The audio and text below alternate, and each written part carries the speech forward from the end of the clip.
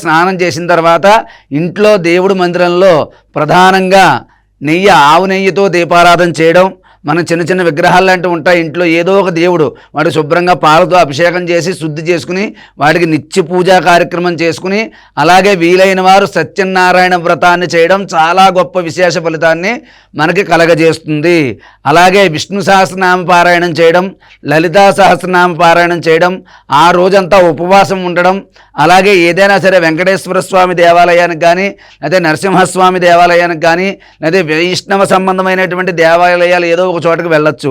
అది కూడా అందుబాటులో లేకపోతే ఇంట్లో పూజ అయిపోయిన తర్వాత మరీ ఆలస్యం చేయకుండా ఉదయాన్నే శివాలయానికి వెళ్ళి ఆ శివుడికి మనం పంచామృతం కానీ పాలతో కానీ అభిషేకం చేసుకుని, అలాగే అర్చన చేసుకుని, చిన్న చిన్న దేవాలయాలన్నింటిలో కూడా దర్శనాలు చేసుకుని దైవనామస్మరణ చేయడం వల్ల ఆ రోజు బ్రాహ్మణులకి స్వయంపాకం కానీ, వస్త్రదానం కానీ, పాలు కానీ, అలాగే మీ శక్తి కొలది ఏదైనా సరే రాగి చెంబుతోటి నిండా నెయ్యి తీసుకుని అది మంత్రపూర్వకంగా మీ గోత్రనామాలు చెప్పించుకుని దానం చేయడం వల్ల మీకు మీ వంశానికి విశేషమైనటువంటి ఫలితాలు కలుగుతాయి.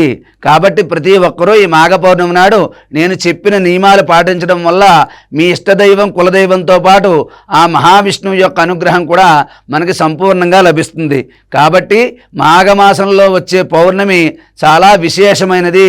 అందులోనూ ఆదివారం రావడం అనేది మరింత విశేషమైనటువంటి ఫలితాన్ని మనకి కలగజేస్తుంది. ఎందుకంటే మాఘమాసంలో ఆదివారం విశేషం, సూర్య భగవానుడికి చాలా ఇష్టమైన రోజు, అందులోనూ పౌర్ణమి రావడం వల్ల మరింత విశేషమైనటువంటి రోజుగా చెప్పబడుతోంది. కాబట్టి ఈ రోజున నేను ఇప్పుడు చెప్పినటువంటి పరిహారాలన్నీ కూడా పాటించి చక్కగా దాన ధర్మాలు చేసి ఉపవాసం ఉండి లలితా సహస్రనామం, విష్ణు సహస్రనామం పారాయణం చేయడం, నువ్వులు దానం చేయడం, స్వయంపాకం దానం చేయడం, ఆవు నెయ్యి దానం చేయడం, ఇంకా శక్తి కలిగితే గోవును దానం చేస్తే కోటి అశ్వమేధ యాగాలు చేసినటువంటి ఫలితం వస్తుంది. కాబట్టి మీ శక్తి కొలది ఈ యొక్క మాఘ పౌర్ణమి నాడు దాన ధర్మాలు చేయండి. దేవాలయాలకు సందర్శించి నేను చెప్పిన నియమాలు పాటించి మహావిష్ణువు యొక్క అనుగ్రహాన్ని పొంది మీరందరూ కూడా సుఖ సంతోషాలతో ఉండాలని చెప్పి ఆశీర్వదిస్తూ సర్వే జనా సుఖినో భవంతు. స్వస్తి.